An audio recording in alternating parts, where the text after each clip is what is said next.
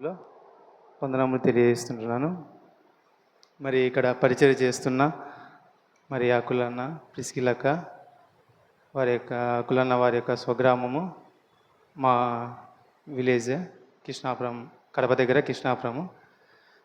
మరి నేను కోచింగ్ నిమిత్తము ఇక్కడ విజయవాడకు రావడం జరుగుతూ వచ్చింది. మరి వచ్చిన తర్వాత మరి అన్న వాళ్ళు ఈ స్థలంలో ఉన్నారని తెలిసినప్పుడు మరి ఒక ఆదివారము ఇక్కడికి రావాలని నేను ఆశ కలిగి ఉంటూ వచ్చాను. మరి చాలా దినం నుంచి రావాలనుకుంటూ 3 months అవుతుంది నేను ఇక్కడికి విజయవాడకు వచ్చి. మరి ఈ యొక్క సమయంలో మరి ఈ దినమున దేవుడు మీ మధ్యలో కలుసుకునే ధన్యత నాకు అనుగ్రహిస్తూ వచ్చాడు. మరి ఈ సమయంలో మరి అంకుల్ వాళ్ళు మీ సాక్ష్యము యూత్ మీటింగ్లో పంచుకోమని చెప్తా వచ్చారు. మరి అందుకు దేవునికి కృతజ్ఞత అయినాను. దేవుడు మరి నా జీవితంలో ఆత్మ సంబంధంగా చేస్తూ వచ్చిన కార్యములు ఈ సమయంలో మీతో పంచుకోవాలని ఆశిస్తుంటున్నాను. మా యొక్క గ్రామము కడప జిల్లా కృష్ణాపురం గ్రామము. మరి మా యొక్క తల్లిదండ్రులకు నేను 3వ సంతానంగా జన్మిస్తూ వచ్చాను. మరి మొదటిగా జన్మించిన మా అన్న ద్వారానే మేము మా యొక్క తల్లిదండ్రులు ప్రభువైన యేసుక్రీస్తు వారిని సొంత రక్షకునిగా అంగీకరించడం జరుగుతూ వచ్చింది. మరి మా మొదటి అన్న చిన్నతనంలో అనారోగ్య పరిస్థితితో పుట్టినప్పటి నుంచి ఎప్పుడు ఏడ్చేవాడంట.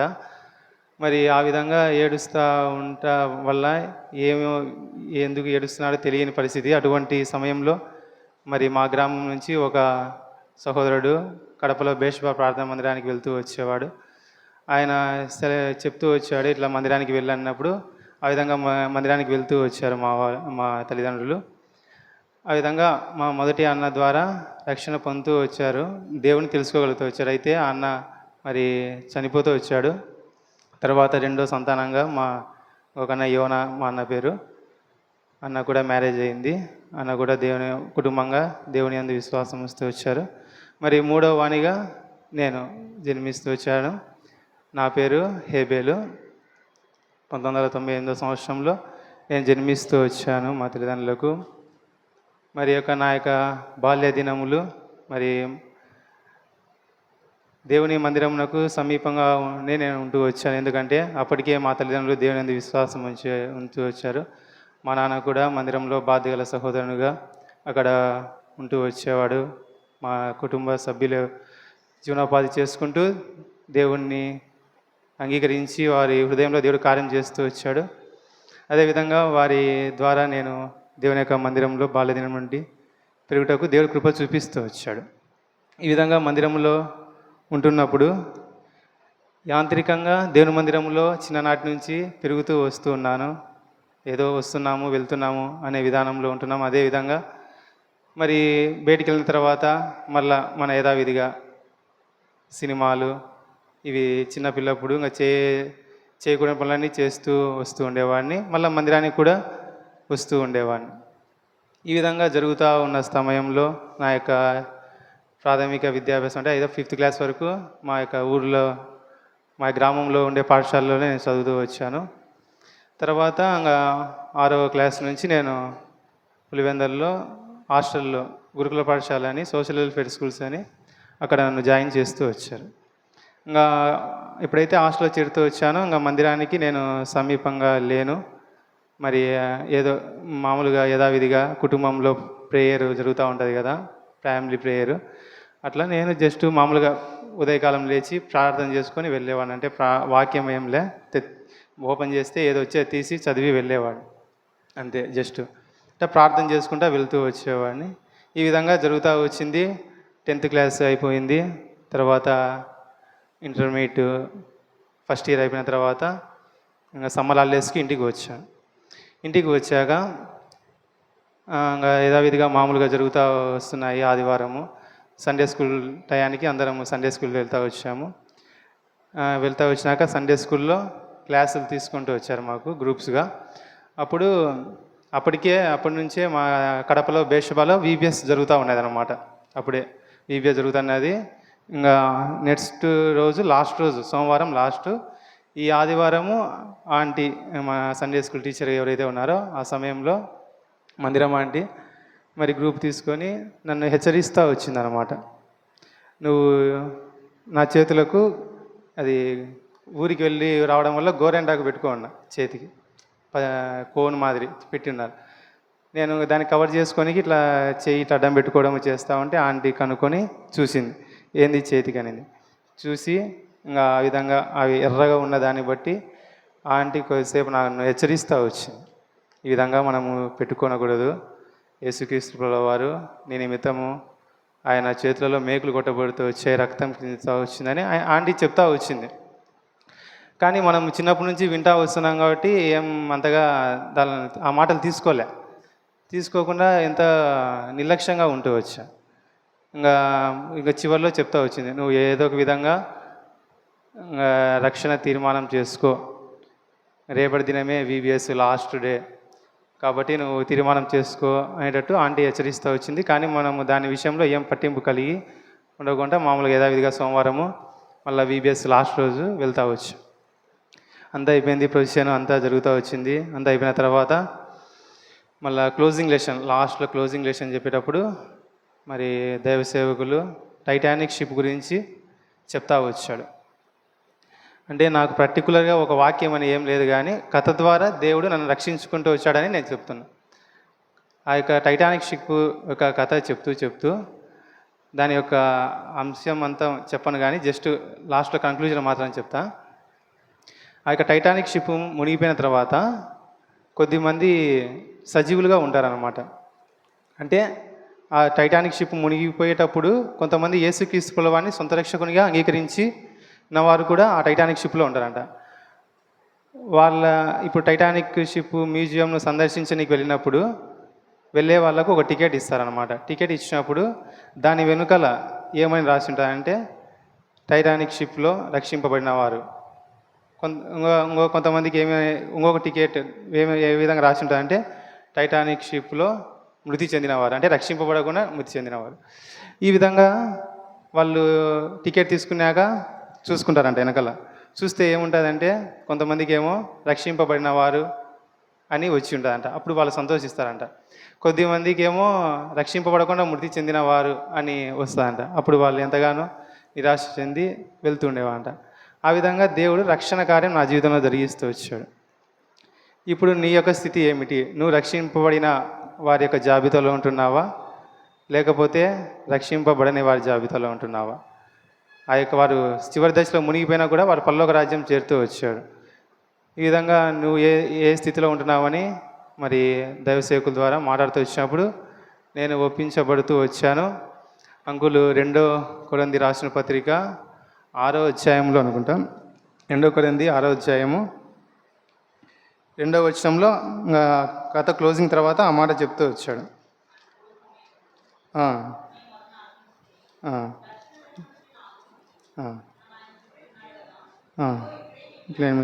సమయము రక్షణ దినం.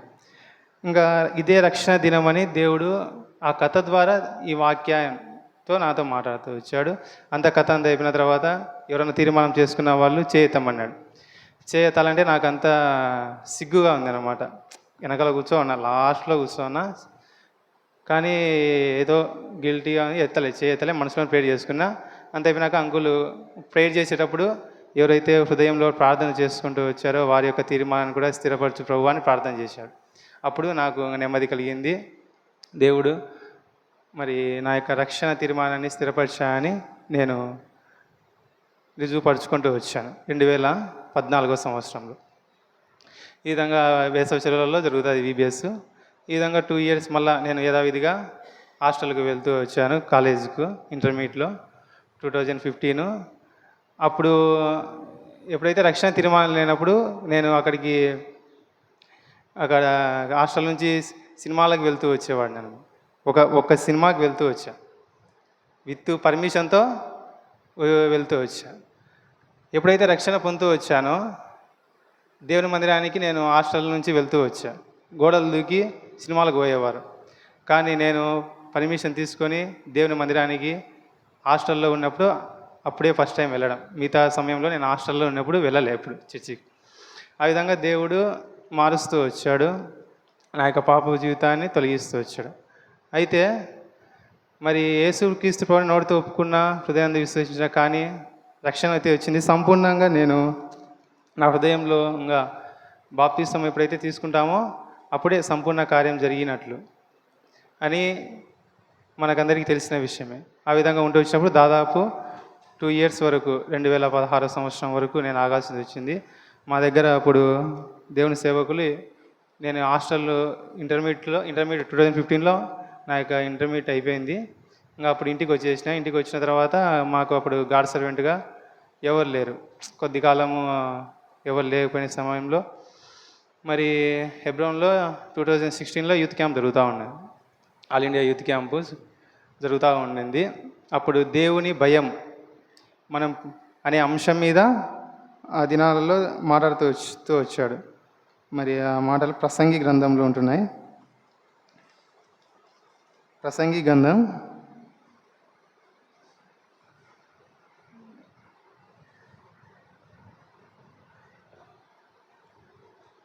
12వ అధ్యాయము 13వ వచనం.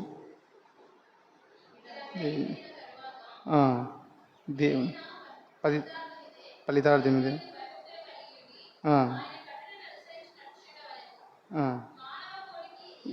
మానవ కోటికి ఇది దేవుని అందలి భయము అంశం వచ్చేసి దేవుని భయము అని అంశం అప్పుడు ఉంటా వచ్చింది. దేవుని భయం ఎప్పుడు కలుగుతుందని వాళ్ళు చెప్తూ వచ్చినప్పుడే, పరిశుద్ధాత్మ నీలో ఉంటూ వచ్చినప్పుడే నువ్వు దేవుని అందలి భయం కలిగి ఉండేవాడుగా ఉంటావు. పరిశుద్ధాత్మ నీలో లేకుంటే నువ్వు దేవుని అందరి భయం కలిగి ఉండలేవని దేవుడు అనే విధాల్లో మాట్లాడుతూ వచ్చారు. ఆ క్యాంపులో అనే విధంగా మాట్లాడితే చివరి శనివారం రోజు మరి బాప్తిస్మంలో సాక్ష్యం ఇస్తూ వచ్చినప్పుడు హెబ్రీయుల రాసిన పత్రిక 7వ అధ్యాయంలో మరి నిర్జీవ క్రియల గురించి మరి దేవుని దాసుడు మాట్లాడుతూ, హెబ్రీయుల రాసిన పత్రిక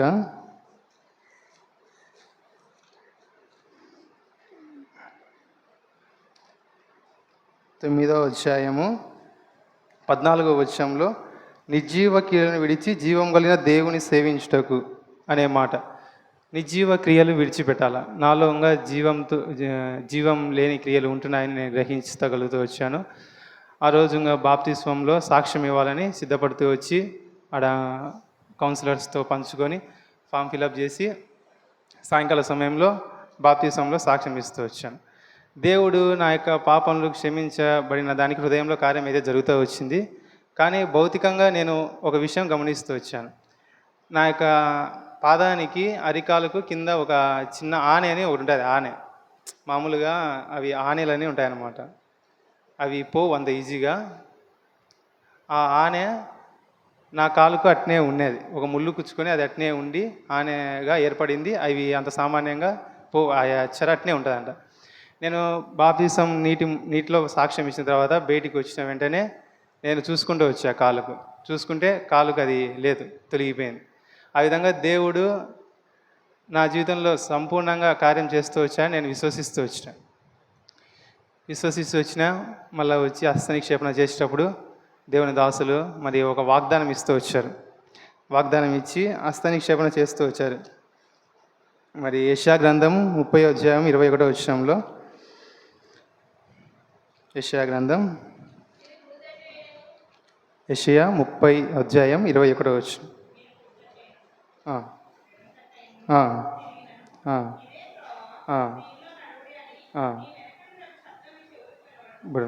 ఇదే త్రోవ, దీనిలోనే నడువుడి అను శబ్దము నీ వెనక నుండి వినబడును అనే వాగ్దానము నాకు దేవుడు ఆ సమయంలో అనుగ్రహిస్తూ వచ్చాడు. ఇదే త్రోవ. ఇంకా వాగ్దానం తీసుకున్నా, ప్రార్థన చేసుకున్నా, అయిపోయింది. మరి ఈ విధంగా దేవుడు రక్షణ బాప్తిస కార్యము నా జీవితంలో జరిగిస్తూ వచ్చాడు. దీనికంతా ఏదో యాంత్రికంగా అయితే జరగలేదు. దీనికంతా వెనుక ఒక దేవుని సంకల్పం ఉంటున్నది, అదేవిధంగా ప్రార్థన ఉంటున్నది. ఇది నా జీవితంలో నేను బాప్తిసం పొందిన తర్వాత ఎరుగుతూ వచ్చాను. ఒక వ్యక్తి రక్షింపబడాలంటే, అతని జీవితంలో ఆత్మ సంబంధంగా కార్యం జరగాలంటే ఎందరో కన్నీటి ప్రార్థన ఉంటున్నది.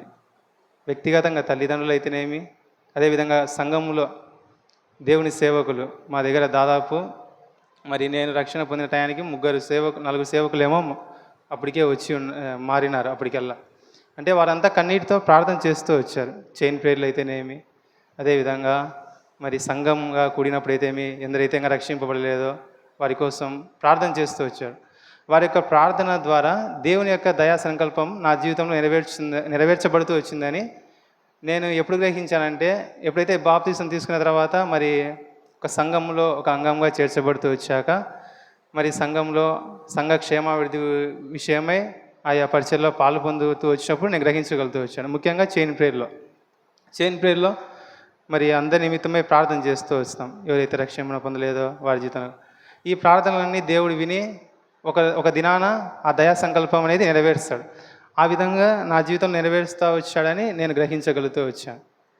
ఆ విధంగా నేను కూడా మరి ప్రార్థన మరి నేను అప్పుడు ఇంకా ఇంటర్మీడియట్ అప్పటికి 2016 అంటే ఇంకా ఇంటర్మీడియట్ తర్వాత టీటీసీ జాయిన్ అయినా అనమాట, టీచర్ ట్రైనింగ్. అది 2 years కోర్స్ ఉంటుంది. ఇంకా అప్పుడు కాలేజీకి వెళ్ళిన తర్వాత వ్యక్తిగతంగా ఎవరితో సువార్త పంచుకోలేదు, కానీ ప్రార్థన చేస్తూ వచ్చేవాడిని అనమాట. దేవుడు ఏదో ఒక రూపంలో వారితో కార్యం జరిగిస్తాడని ఆ విధంగా జరుగుతూ వచ్చింది. టీటీసీ అయిపోయిన తర్వాత మరి 2018లో మరి కోర్స్ అయిపోయిన వెంటనే నోటిఫికేషన్ వచ్చేసింది టీచర్ జాబు. నోటిఫికేషన్ వస్తానే ఇంకా టెట్ రాశాను, అప్లై చేశాను. మరి డిఎస్సి అయితే మిస్ అయిపోతూ వచ్చింది. నెక్స్ట్ ఇంకా నా పరిస్థితి ఏంది, ఇది టీటీసీ తర్వాత నెక్స్ట్ ఏదైనా చేయాలంటే డిగ్రీ చేసి మళ్ళీ చేయాల్సింది ఉంటారనమాట. ఇంకా టీటీసీ చేసేటప్పుడు మధ్యలో డిస్టెన్స్లో కట్టనీకి లేదు అని మళ్ళీ డిస్టెన్స్లో అంబేద్కర్ ఓపెన్ యూనివర్సిటీలో డిగ్రీ కట్టి 3 years మళ్ళా ఓపెన్లో చేస్తూ వచ్చా. అప్పుడు 1 month ఏమో స్కూల్లోకి వెళ్ళా. నాకు ఇంకా స్కూల్లో చేయలేకపోయినా జాబ్. 1 month చేసి మళ్ళీ రిటర్న్ అయిపోయినా. ఎందుకో మరి చేయలేకపోయినా. అప్పుడు ఇంకా డిగ్రీ డిస్టెన్స్లో కట్టిన తర్వాత మళ్ళా డిగ్రీ ఏమో అయిపోయింది 20 కల్లా. తర్వాత నెక్స్ట్ ఇంకా ఎంఎస్సి పీజీ రెగ్యులర్గా చేయాలని, ఇదేమో డిగ్రీ ఏమో డిస్టెన్స్లో ఉంది, పీజీ రెగ్యులర్ చేయాలని పీజీ సెట్ రాసి దేవుడు మరి మా కృష్ణాపురం సమీపంలోనే యోగి వేమన యూనివర్సిటీలో సీటు అనుగ్రహిస్తూ వచ్చాడు. అక్కడికి వెళ్ళిన తర్వాత నాకు ఇంకా డిగ్రీ ఏమో డిస్టెన్స్లో ఉంది, పీజీ ఏమో రెగ్యులర్గా. ఆ క్లాసులు వింటంటే ఏం అర్థం కావడంలే. ఎందుకంటే మనము డిస్టెన్స్ ఎడ్యుకేషన్లో జస్ట్ మామూలుగా పోయి ఎగ్జామ్స్ రాసేస్తాం అంతవరకే. అక్కడ చూస్తే రెగ్యులర్గా క్లాసెస్ సిలబస్ హెవీగా ఉంది, అర్థం కావడంలే. ఇంకా ఒక 1 week ప్రొఫెసర్ దగ్గరికి వెళ్ళి సార్ నా కష్టంగా ఉంది, నేను డ్రాప్ అవుదాం అనుకుంటున్నా, నేను ఇట్లా డిస్కంటిన్యూ అవుదాం అనుకున్నాను. డిస్కంటిన్యూ కావాలంటే నువ్వు డబ్బులు అంతా పే చేయాలా బ్రదర్, పే చేయాలా బాబు అని చెప్పారు. సరే సార్ ఎంతైనా పే చేస్తలే అని. కానీ అంకులతో పంచుకుంటూ వచ్చా, దైవ సేవకులతో పంచుకుంటూ వచ్చినప్పుడు వాళ్ళు ఏం కాదులే చదువు అని చెప్తూ వచ్చారు. మరి నాకైతే నమ్మకం లేదు, మామూలుగా ప్యాసివ్గా వెళ్ళి వచ్చా పీజీలో. చాలామంది ఏమంటారంటే పీజీలో ఎవరు ఫెయిల్ చేయరులే, పాస్ చేస్తారులే, ఏం కాదులే అనేటట్టు చెప్తూ వచ్చారు. ఆ విధంగా దేవుడు మరి అద్భుత రీతిగా ఈ యొక్క పీజీని కూడా కంప్లీట్ చేసుకుంటకు నాకు ఎడ్యుకేషన్లో సహాయం చేస్తూ వచ్చాడు. ఈ విధంగా ఎప్పుడైతే నేను ఇంకా పీజీ జాయిన్ అయిపోతూ వచ్చానో, దాదాపు డిగ్రీ నుంచి నేను ఇంకా స్థానికంగానే మందిరంలోనే ఉంటూ వచ్చా. అంటే 2017 నుంచి టిల్ ఈ సంవత్సరం వరకు మందిరానికి సమీపంగానే ఉండి నేను నా యొక్క చదువును కొనసాగిస్తూ వచ్చా. మరి మందిరం నాకు అందుబాటులో వచ్చా. దేవుని సేవకులతో పరిచర్యలో మరి వాళ్ళు ఏ చెప్పినా కూడా ఆ పరిచర్యకు సహకరిస్తూ వచ్చిన. మందిరంలో ఊడ్చే పని అయితేనేమి, ఏ పనైనా చిన్న పని నుంచి వాళ్ళు ఏ పని చెప్పినా వారి సహకరించి పరిచర్యలో సహాయం చేస్తూ వచ్చేవాడిని. అంతేకాకుండా మరి దైవ సేవకులతో విజిటింగ్ పిలుచుకొని వెళ్ళేవారు అంకుల్ వాళ్ళు విజిటింగ్లో కూడా గ్రామాల పరిచర్యలో, ఆ విధంగా మందిరంలో మరి ఆ యొక్క పనులలో కూడా దేవుడు సహాయం నాకు ఎంతగానో ఆత్మీయంగా బలపరుస్తూ వచ్చాడు. ఆయా విధాలుగా మాట్లాడుతూ వచ్చాడు. ఇప్పుడు ఇంకా ఈ విధంగా ఆత్మీయంగా బలపరచబడుతూ వచ్చాడు. మరి ఆత్మ సంబంధంగా రక్షణ కార్యం ఇవన్నీ జరిగిస్తూ వచ్చాడు. మరి ఎడ్యుకేషన్లో కూడా సహాయం చేస్తూ వచ్చాడు. మరి ఉద్యోగ విషయంలో కూడా నాకు సహాయం చేస్తాడనే నమ్మకం. మరి చాలామంది నా యొక్క బాప్తిస వాగ్దానం చూసి ఇదే త్రోవ దీనిలో నలుగుడని ఉంది కదా, ఎప్పుడు వస్తున్నావు త్రోవలోకి అని అంటారు. బెర్షెబాలో వేరే అంకులు ఇట్లా బాప్తిజం తీసుకునే అంకుల్ అంటే, సరే మళ్ళీ త్రోవలోకి ఎప్పుడు వస్తున్నావు అని బాప్తిజ వాగ్దానం చేసి, ఏమో అంకుల్ దేవుని చిత్తము అనేటట్టు చెప్పిన. మరి మా యొక్క తల్లిదండ్రులు అయితే జాబ్ చేసుకుంటా దేవుణ్ణి సేవించినైనా అనేటట్టు వాళ్ళు అభిప్రాయం కలిగి ఉన్నారనమాట.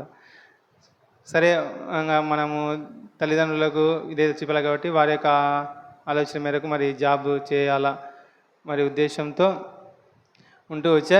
ఎప్పుడైతే ఎంఎస్సి అయిపోయిన ఒక 2 months తర్వాత మళ్ళా ఈ యొక్క టెట్ నోటిఫికేషన్ వచ్చింది. టెట్ నోటిఫికేషన్ వస్తానే నేను ఇంకా ప్రిపరేషన్ కొరకు ఇక్కడ విజయవాడకు వచ్చాను అనమాట. ఈ సంవత్సరంలో జూన్ 27వ తారీఖు అంతవరకు దాదాపు 2017 నుంచి 24 వరకు నేను సియోన్, మా యొక్క స్థానిక మందిరం సియోన్, అక్కడే సమీపంలోనే ఉంటూ వచ్చాను. మరి జూన్ 26వ తారీఖు నేను విజయవాడ ప్రాంతానికి వస్తూ వచ్చాను. అక్కడికి వచ్చిన తర్వాత సమీపంలో మరి కానూరులో మందిరం ఉంటూ వచ్చింది. అది కూడా సియోన్ ప్రార్థనా మందిరమే. ప్రతి ఆదివారము నమ్మకంగా దేవుని మందిరానికి వెళ్తూ వస్తాను. ఒకవేళ క్లాసెస్ లేకపోతే వీక్లీ టైమ్స్లో కూడా నేను అక్కడికి వారకుడికి కూడా అటెండ్ అవుతా వచ్చు. అక్కడ కూడా ఆత్మీయంగా దేవుడు బలపరుస్తూ వచ్చాడు. మరి ఇప్పటికీ 3 నెలలు అయింది ఇక్కడ విజయవాడకు వచ్చి. మరి ఈ దినమున ఇక్కడికి వచ్చి మీతో నా యొక్క సాక్ష్యం పంచుకోవడానికి దేవుడు కృప చూపిస్తూ వచ్చాడు. ఉదయకాల సమయంలో చాలా భయం వేస్తూ వచ్చింది. ఎప్పుడు చెప్పలే, అంటే స్థానికంగా కృష్ణాపురంలో ఉన్నప్పుడు ఒకసారి ఏమో చెప్పినా, బట్ చాలా లాంగ్ ఇయర్స్ అయింది. భయపడుతూ వచ్చిన బలహీన ప్రభువా, ఎన్నో బలహీనతలు ఉన్నాయి. మరి బాప్తిసం తీసుకున్న తర్వాత ఎన్నో విధాలుగా తప్పిపోతూ వచ్చా. ఎన్నో శరీరంతో ఉన్నా కదా, యవన ప్రాయంలో ఉన్నా ఎంతోగానో నేను తప్పిపోతూ వచ్చా. దేవునికి ఎంతగానో దూరం అవుతూ వచ్చా. ఎంతైతే దేవునికి ఎంత సమీపంగా ఉంటూ వచ్చానో అపవాది కూడా అంతే పనిచేస్తూ వచ్చేవాడు అనమాట. వాడిని కొన్నిసార్లు ఏమైపోయిందంటే జయించలేకపోతానమాట. వానికి లొంగిపోయే అవకాశం వస్తుంది. మళ్ళీ లేచి ప్రార్థన చేసుకొని వాక్యం చదివినప్పుడు దేవుడు బలపరిస్తే వచ్చేవాడు. కొన్నిసార్లు వాక్యమే చదవుకోకుండా చేసే స్థితిలోకి వెళ్తూ వచ్చానమాట. అంటే అంతగా ఏంది ప్రభు ఇంత ఉన్నా కూడా సాతానుకు పడిపోతున్నా, సరే ఇంకా ఏం చదవకుండా అంటే ఏమైతే చూద్దామని వాక్యము ఇవన్నీ ఏం చదవుకోకుండా అట్నే ఉంటూ వచ్చా. అట్లా ఉండడం వల్ల ఇంకా నష్టమే జరుగుతుంది కానీ ప్రయోజనం అయితే ఏం లేదు. సరే అయితే ఇంకా దేవుని వాక్యాన్ని చదువుతానే దేవుడు సరిచేస్తా వస్తాడు కదనే తాత్పర్యంతో మళ్ళా వాక్యము చదవడము, సరి చేసుకోవడము, ఎప్పుడైతే పడిపోతుంటామో మళ్ళీ సరి చేసుకోవడము, క్షమాపణ కోవడం, మళ్ళీ తిరిగి కొనసాగిస్తూ వచ్చు. ఇటువంటి బలహీనతలు ఉన్నాయి ప్రభువా ఎట్లా అని అనుకుంటే ఉదయకాల సమయము మరి ఆరాధన కొరకు వాక్యము తీసుకుని వచ్చినప్పుడు అంకులు యెహోవా మనలను కాపాడి అనే అంశం తీసుకొని మనలను కాపాడి ఎక్కడి నుంచి కాపాడినాడు, పడిపోయిన స్థితి అని జ్ఞాపకం చేస్తూ వచ్చాడు. అప్పుడు ధైర్యం వచ్చింది. దేవుడు పడిపోయిన స్థితిలో, జారిపోయిన స్థితిలో, అంతేకాకోకుండా మరి మన చోటికి వచ్చి ఆయన మనల్ని కాపాడుతూ వస్తున్నాడు. పడిపోయిన స్థితిలో కూడా ఆయన కాపాడుతూ వస్తున్నాడు. ఎందుకంటే ఆయన మహిమ నిమిత్తం అంతే. మరి ఈ సమయంలో ఇన్ని బలహీనతలు కలిగి ఉన్న నేను కూడా దేవుని మహిమ నిమిత్తమే ఈ యొక్క సాక్ష్యాన్ని మీ మధ్యలో చెప్తూ ఉంటున్నాను. మరి నా యొక్క బలహీనతను బట్టి చూస్తే మరి నేను యోగ్యునైతే కాదు. కేవలం యేసుక్రీస్తు ప్రభువు వారి యొక్క శిలువ ఆ యొక్క రక్త బట్టి ఆయన చేస్తూ వచ్చిన కార్యం బట్టి మరి ఎంతగానో దేవుడు బలపరుస్తూ వచ్చాడు. ఈ విధంగా దేవుడు మరి సహోదరుల మధ్య సంఘంలో ప్రార్థన సహవాసం కూడా అనుగ్రహిస్తూ వచ్చాడు. సంఘంలో కలిసి అంటే ఒక్కొక్క దైవ సేవకుని ద్వారా ఒక్కొక్క ఆత్మీయ పాఠం నేర్చుకోవడానికి కృప చూపిస్తూ వచ్చాడు. దాదాపు మా దగ్గర 7-8 మంది దేవసేవకులు వస్తూ వచ్చారు. ఒక్కొక్కరి ద్వారా ఒక్కొక్క విషయం, కొంతమంది ద్వారా మందిరము కట్టే విషయంలో, అదేవిధంగా ప్రార్థన విషయంలో, ఆత్మీయంగా కట్టబడే విషయంలో ఇవన్నీ నేను చూస్తూ వచ్చాను. ఒక్కొక్కరి ద్వారా నేర్చుకుంటూ వచ్చాను. వాటిని నా జీవితంలో అభ్యాసం చేసుకుంటకు దేవుడు ఎంతగానో సహాయం చేస్తూ వచ్చాడు. మరి అంతేకాకుండా యనస్తులంగా కలిసి మరి కొద్దిమందిగా మేము ప్రార్థన కూడా చేసేవారం. మరి కడప ప్రాంతంలో ఒక 6 బ్రాంచెస్ ఉంటాయన్నమాట. 6 బ్రాంచెస్లలో ఒక్కొక్క సహోదరుడు 6 మంది సహోదరులను కలిసి ప్రతి శనివారము ప్రార్థన సహవాసం నిమిత్తమే గ్యాదర్ అయ్యేవాళ్ళం. అప్పుడు అందరికీ అంటే అందరము సమీపంలోనే వచ్చాం, అందుకు గ్యాదర్ కావడానికి అవకాశం ఉంటూ వచ్చింది. ఇంకా ఎప్పుడైతే ఇంకా అందరూ ఇప్పుడు బిజీ అయిపోతూ వచ్చారో, అంటే ఆ యొక్క ప్రార్థన యొక్క ఫలితాన్ని మేము చూస్తూ వచ్చాం. దేవుడు గొప్ప కార్యాలు జరిగిస్తూ వచ్చాడు. ఆ విధంగా మరి బాప్తిసం తీసుకున్న తర్వాత సంఘంలో దేవుడు నిలిచి ఉండేది నేర్పిస్తూ వచ్చాడు అనమాట. ఎన్నో విధాలుగా ఉంటూ వచ్చినప్పుడు ఏమైనా కానీ మనము పోయి మందిరం ఇప్పుడు అన్ని పరిచయాలు నేర్చుకొని ఉంటాము, కొన్నిసార్లు కూర్చోవాల్సింది వస్తుంది అనమాట. ఏం లేకుండా జస్ట్ వచ్చి కూర్చొని పోవాల్సింది వస్తుంది. అది కూడా నేర్పిస్తూ వచ్చాడు. మందిరంలో జస్ట్ వచ్చి కూర్చోవడము, దేవుని వాక్యం వినడం, సహవాసం, దేవుని బిడ్డలతో సహవాసం కలిగి ఉండేది దేవుడు నేర్పిస్తూ వచ్చాడు. ఈ విధంగా సంఘంలో సహవాసంలో దేవుడు నాకు తన యొక్క సహనమును కూడా నేర్పిస్తూ వచ్చాడని నేను చెప్పగలను. ఈ విధంగా రక్షణ ప్రస్తుత దినాల్లో వ్యక్తిగతంగా సువార్త ప్రకటించలేని పరిస్థితుల్లో ఉంటున్నాం అన్నమాట. ఎవరికి ప్రక్కన ఉన్న స్టూడెంట్స్ కూడా ఏం చెప్పలేం. మరి నేను చర్చికి వెళ్ళేటప్పుడు బైబిల్ పట్టుకొని మామూలుగా ఏం బ్యాగులో కాలేజ్ బ్యాగులో ఏం తీసుకోమని జస్ట్ హ్యాండ్తోనే పట్టుకొని వెళ్ళిపోతుంట. దాన్ని చూసి వాళ్ళు చాలామంది వీళ్ళు చర్చికి వెళ్తున్నారు అని ఒక బ్రదరు నాతో పాటు చర్చికి వచ్చాడు. ఇంకొక అన్న, తమ్ముడా నువ్వు పోయేటప్పుడు నన్ను పిలిచి నేను వస్తా అన్నాడు. కానీ అన్న రాలే. ఒక బ్రదర్ అయితే మందిరానికి వస్తూ వచ్చాడు. అంటే బైబిల్ను ఇట్లా బహిరంగ పోవడానికి నేనైతే సిగ్గుపడేవాడిని కాదు. ఎక్కడికైనా బైబిల్ని తీసుకెళ్తూ ఉంటాను అన్నమాట, చేతిలోనే పట్టుకో ఉంటా. ఈ విధంగా పోతూ వచ్చిన.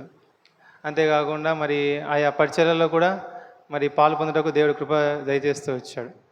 మరి బేర్షెబా నుంచి వాక్యాలు ఆయనకి వెళ్తూ వచ్చేవారు, వాళ్ళతో పాటు మరి వాక్యాలు రాసే పరిచర్యలో కూడా దేవుడు సహాయం చేస్తూ వచ్చాడు. ఈ విధంగా ఎన్నో విధాలుగా ఆత్మీయంగా బలపరుస్తూ వచ్చాడు. మరి ప్రస్తుతం మరి యొక్క విజయవాడ కోచింగ్ నిమిత్తం వచ్చాను, జస్ట్ అంతే. ఒక 6 months ఉండాలని వచ్చాను. 3 months అయిపోయింది ఇప్పుడు. మరి 9వ తారీఖు టెట్ ఎగ్జామ్ ఉంది. అది ఇంతకుముందు క్వాలిఫైడ్తో వచ్చాను, మార్క్స్ ఇంప్రూవ్మెంట్ కోసమని మళ్ళీ రాస్తున్నాను. మరి డిఎస్సి నోటిఫికేషన్ ఎప్పుడు ఉంటుందో తెలియదు, కానీ ప్రిపేర్ అయితే ప్రస్తుతానికి దానికోసమే జరుగుతూ ఉంటున్నది. దేవుని యొక్క చిత్తంలో ఏదైనా దేవుడు ఇవ్వాలనుకుంటే ఖచ్చితంగా మనకు అనుగ్రహిస్తాడు. మరి ఆయన చిత్తానుసారంగా మరి నా యొక్క భవిష్యత్తు విషయమై ఆయన కార్యం ఏవేందో మీ వ్యక్తిగత ప్రార్థనలో జ్ఞాపకం చేసుకోమనేవి. అంతేకాదు మరి ఈ సంవత్సరము నాకు దేవుడు ఇచ్చిన వాగ్దానం ఏంటంటే యెహోషువ 1:5 ఈ సంవత్సరం నా వాగ్దానము. యెహోషువ 1:5 అక్కడ నీ బ్రతుకు దినములంటే ఏ మనుషుడిని ఎదుట నివ్వలేకుండా నేను మోషేకు తోడైనట్లు నీకు తోడైను, నేను మోషేకు తోడైనట్లు నీకు తోడైందును అనే వాక్యము దేవుడు నాకు అనుగ్రహిస్తూ వచ్చాడు. ఈ యొక్క వాగ్దానాన్ని నేను నా యొక్క అంటే దినపాఠం చదువుకున్నప్పుడు ఆ యొక్క అధ్యాయంలో ఈ యొక్క వాగ్దానాన్ని ఖచ్చితంగా అన్వయించుకుంటూ వస్తానన్నమాట.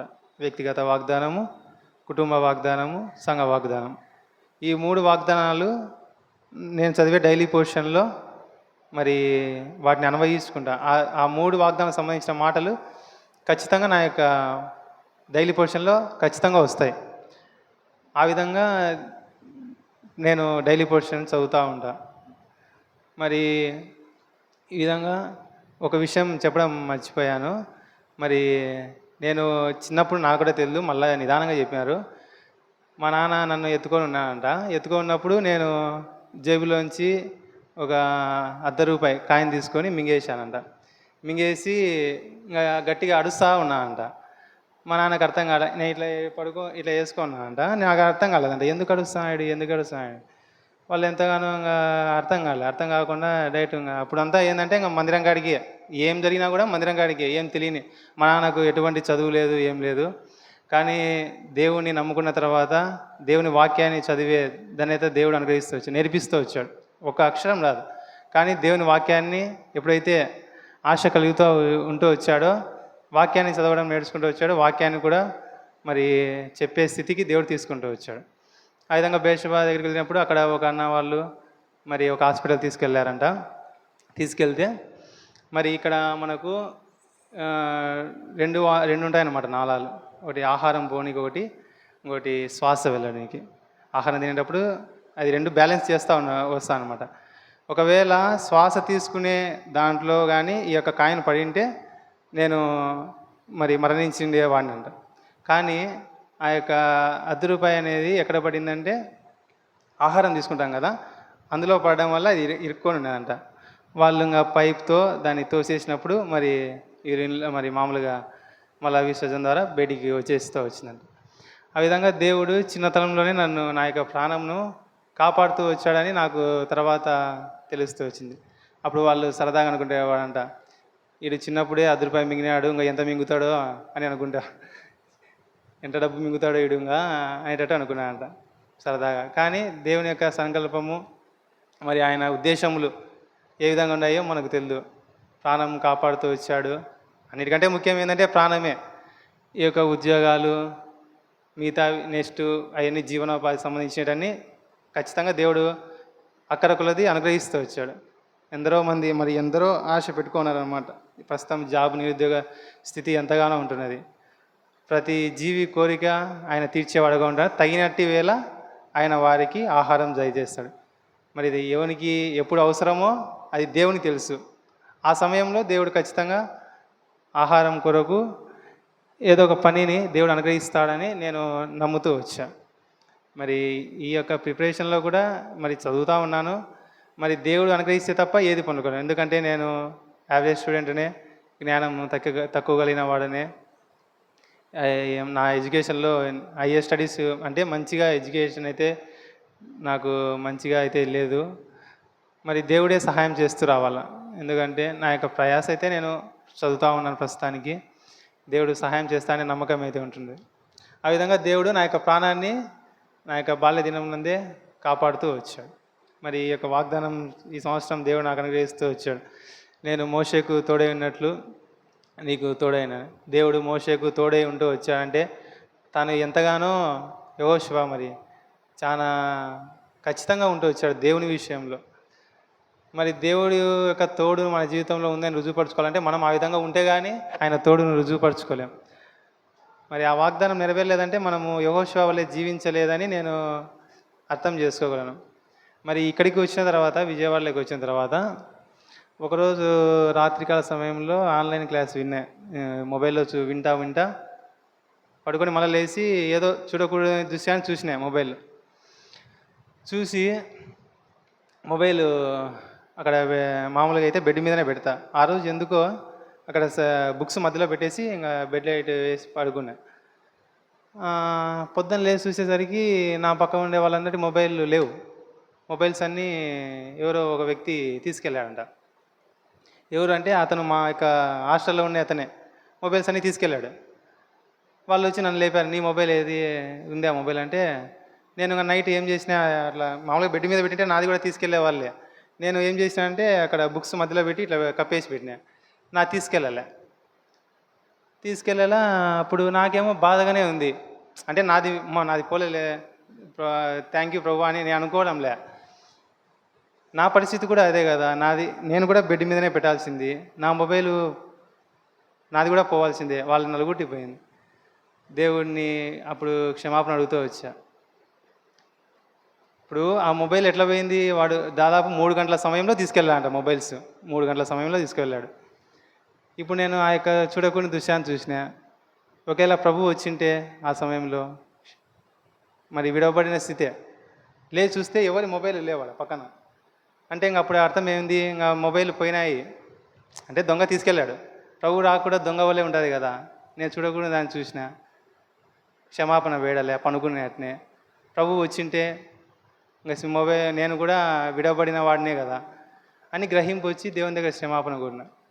ప్రభువా క్షమించు, మరి నా మొబైల్ అయితే పోలే, వారి మొబైల్ పోయినాయి మరి అని ప్రార్థన చేసుకుంటూ వచ్చినప్పుడు డైలీ పోషన్ యెహోషువ అని చదువుతా ఉన్నా. మరి అక్కడ తిరిగి మళ్ళీ అప్పగించేదను, తిరిగి శత్రువులను మీ చేతికి అప్పగించేదను, అవన్నీ వచ్చాయి. ఇంకా మరుసటి రోజు వాళ్ళు పోయి కంప్లీట్ ఇచ్చారు. కంప్లీట్ ఇచ్చిన తర్వాత అతను తీసుకొని పోయిన అతను ఏమనుకుంటున్నాడంటే, నన్ను చూడలేదులే అనుకున్నాడు అనమాట. సీసీ కెమెరాలు అంతా ఫుటేజ్ అంతా సీసీ కెమెరాలు అయింది. అతను ఏమనుకున్నాడంటే, నన్ను ఎవరు చూడలేదులే, నేను మామూలుగా అతను ఏ విధంగా ఉందంటే జస్ట్ మామూలుగా వెళ్ళినట్టే ఉంది. అనుకొని అతను మీరు పాస్వర్డ్ చెప్పండి, లేకపోతే నేను మొబైల్స్ బ్లాక్ చేస్తా, ఏదేదో ఫార్మేట్ చేస్తాం, మొత్తం డేటా అంతా పోతుంది మీదని భయపడిచ్చాడు. భయపడిస్తానే ఎవరు పాస్వర్డ్ చెప్పకపోయేసరికి వాళ్ళు హాస్టల్లో చేరిన తర్వాత వాళ్ళ అడ్రస్ అవన్నీ ఇచ్చారు. ఆ అడ్రస్ని పట్టుకొని వాళ్ళ ఊరికి వెళ్ళారు. వాళ్ళ ఊరికి వెళ్ళి వాళ్ళ పేరెంట్స్తో ఫోన్ చేయించి మళ్ళా తిరిగి మొబైల్స్ వీళ్ళకు వచ్చేటట్టు దేవుడు సహాయం చేస్తూ వచ్చాడు. అంటే ఈ యొక్క సందర్భాన్ని బట్టి నాకు ఏం అర్థమవుతూ వచ్చిందంటే, ఒక పక్షానేమో దేవుడు తోడుగా ఉంటూ వచ్చాడు మనకు, మరి ఆ మొబైల్ విషయంలో దేవుడు తోడుగా ఉంటూ వచ్చాడు. కానీ ఒక పాఠం అనేది నేర్పిస్తూ వచ్చాడు. మొబైల్ పోయినందుకే ఇంత బాధపడుతున్నామే, ఒకవేళ మనం విడవబడి ఉంటే నీ పరిస్థితి ఏంది?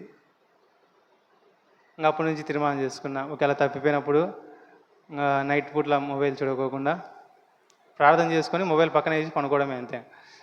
మళ్ళీ ఏదన్నా చూస్తే మళ్ళా ఏదో ఒక తప్పుడు చూసి మళ్ళీ ఇబ్బంది అవుతుంది అనే ఉద్దేశంతో ఆ విధంగా ఇది ఎప్పుడంటే జరిగింది ఒక 2 వీక్స్ బ్యాక్, అంతే. 2 వీక్స్ బ్యాక్ విజయవాడకు వచ్చినాక జరిగింది. ఈ విధంగా ఈ ఇంట్లో వాళ్ళకు కూడా చెప్పలే, నేను అసలు ఈ విషయం ఏం చెప్పలే. జస్ట్ ఇంకా మొత్తం అందరూ ఎప్పుడైతే వాళ్ళ మొబైల్ పోయినాయో అందరూ నా మొబైలే యూజ్ చేసుకుంటారు. ఇంట్లో వాళ్ళకి ఫోన్ చేసుకోనికి అన్ని దాళ్ళకు నా మొబైలే యూజ్ చేసుకుంటారు. మరి వాళ్ళ మొబైల్ నాకు అది మాత్రం నాకు చాలా సంతోషం. 5 మొబైల్ పోతే 4 మొబైల్ వచ్చినాయి, ఒక మొబైల్ రాలే. దానికి పాస్వర్డ్ లేకపోవడం వల్ల అతను ఏం చేశాడంటే దాన్ని అమ్మేసాడు. మళ్ళీ ప్రభా వీళ్ళందరూ ఏమో సంతోషంగా ఉన్నారు, ఆ అన్నకు కూడా మరి ప్రయాసపడిందేమో ఆ అన్ననే, పోయి స్టేషన్కి పోయి అంతా చేసిన తర్వాత ఆయన మొబైలే లాస్ట్కు రాలే అని అడుగుతూ వచ్చినప్పుడు ఆయన మొబైల్ కూడా మళ్ళీ తిరిగి వస్తూ వచ్చింది. హాస్టళ్ళల్లో మొబైల్స్ మొబైల్ పోయినాయంటే ఇంకా నమ్మకం లేదంట. కానీ ఆ విధంగా మేమున్న హాస్టల్లో దేవుడు ఎంతగానో సహాయం చేస్తూ వచ్చాడు. దేవుడు తోడుగా ఉన్నాడని నాకు నిశ్చయిత కలుగుతూ వచ్చింది. అదేవిధంగా ఇంకొక నిశ్చయిత ఏంటంటే, ఈ సంవత్సరంలో ఈ వాగ్దానం బట్టి చెప్తాను. మరి బలహీనతలు వస్తాయి అన్నమాట. ఉదయకాల సమయంలో ఆరాధన వాక్యం వింటూ వచ్చాం కదా, మరి పడిపోయే స్థితి, జారిపోయే స్థితి. బాప్తిసం తీసుకున్నాక మరి అంకులు ఐతికు గురించి చెప్తా వచ్చాడు, యవనస్తుడు. మరి 3వ అంతస్తులోంచి పన్నాడు కింద. ఈ 3వ అంతస్తులు అంటే యేసుక్రీస్తు యొక్క మరణ, భూస్థాపన, పునరుద్ధానం 3వ అంతస్తు, అంటే బాప్తిసం తీసుకునే అనుభవంలో ఉండవచ్చు. ఆ నుంచి పన్నాడు కింద. పడతానే ఏమైంది, మళ్ళా పౌలు బాగా చేస్తూ వచ్చాడు. అంటే పడిపోయినా కూడా దేవుడు తిరిగి లేవనెత్తాడు. అంటే నేను చెప్పేది ఏంటంటే, బాప్తిసం తీసుకునే అనుభవంలో ఉన్నా కూడా ఖచ్చితంగా పడిపోతామనే సందర్భం చెప్తా ఉన్నా. ఒకవేళ మందిరంలో పడిపోయింటే, అంటే ఈ నుండి డైరెక్ట్ 3వ ఫ్లోర్ నుంచి కింద పడినాడు. ఈ మందిరంలో అంటే జస్ట్ ఒక ఫ్లోరే అనమాట, దెబ్బలు పెద్దగా తగిలేటి కాదు. ఇలా మందిరంలోనే మనం ఉంటే, కానీ అతను పైనుంచి కింద పడినాడు. అంటే మన బాప్తిసం అనుభవంలో ఉండి పడిపోయినాను, దేవుడు పాఠం నేర్పించి తిరిగి సమకూరుస్తాడనే ఉద్దేశంతో మరి ఆ విధంగా నేను పడిపోతున్నప్పుడు ఆగస్టు 15 యూత్ క్యాంప్ ఇది యూత్ రినీయూన్ జరుగుతూ వచ్చింది.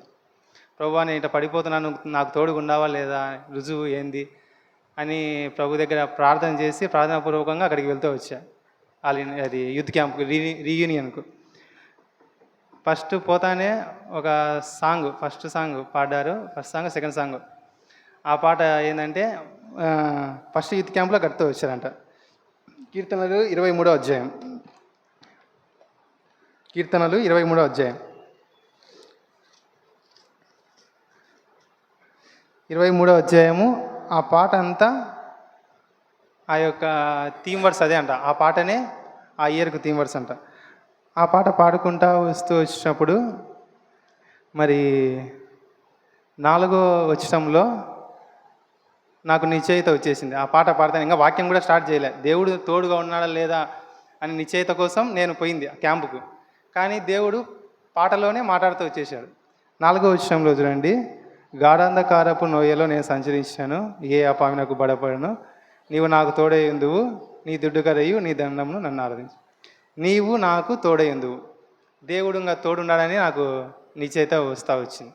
అంటే పడిపోయినప్పుడు గాఢాంధకారంలో వచ్చినప్పుడు కూడా దేవుడు ఏం చేస్తూ వచ్చాడు, ఆయన దుడ్డుకర్ర, దేవుని వాక్యం, దండము, ఇవి ఆదరిస్తూ వచ్చింది. అంటే లేపుతా ఉంది దేవుని వాక్యం ద్వారా. అదేవిధంగా దేవుని మందిరంలో సహవాసం ఉంచుట ద్వారా నీవు బలపరచబడుతూ వచ్చావు. ఆ విధంగా అంత అయిపోయినాక లాస్ట్లో చెప్తూ వచ్చాడు, మరి వెనుకన్న వాటిని మంచి ముందున్న వాటి కొరకు వేగిర పడుము అని లాస్ట్ క్లోజింగ్లో అంకులు చెప్తూ వచ్చాడు. అంటే ప్రభువా సాతాను ఏం చేస్తా అంటే, నువ్వు ముందు అట్లా చేసినావు కదా, ఇట్లా చేసినావు కదా, ఎన్ని తీసుకొని వస్తుంటాడు మనం దేవుని దగ్గర ఒప్పుకున్నాక. అవి గుర్తు చేసి మనల్ని మళ్ళీ తిరిగి వెనక్కి లాగాలనుకుంటాడు. అవి మనం మర్చిపోకుండా చేస్తాడు. ఇదే బలహీనత చాలామంది కలిగి ఉన్నారని దేవుని దాసుని ద్వారా మాట్లాడుతూ వచ్చాడు. కాబట్టి అవన్నీ మర్చిపోయి యేసు రక్తంతో కడగబడినాం కదా, ఓకే, దాన్ని ఇంకా విడిచిపెట్టి నెక్స్ట్ అది రిపీట్ కాకోకుండా ముందున్న వాటి కొరకు వేగిరపడుము. ఆ విధంగా బలహీనతతో నేను ఉంటూ వచ్చినప్పుడు దేవుడు బలహీనతలను వదిలిపెట్టి ఆ విధంగా ముందుకు కొనసాగని దేవుడు మాట్లాడుతూ వచ్చాడు.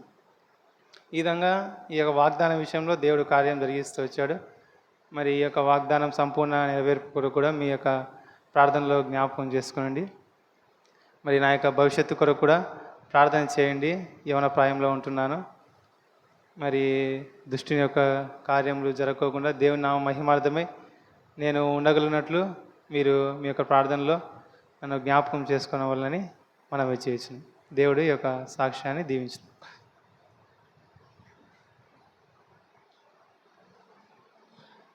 ప్రార్థన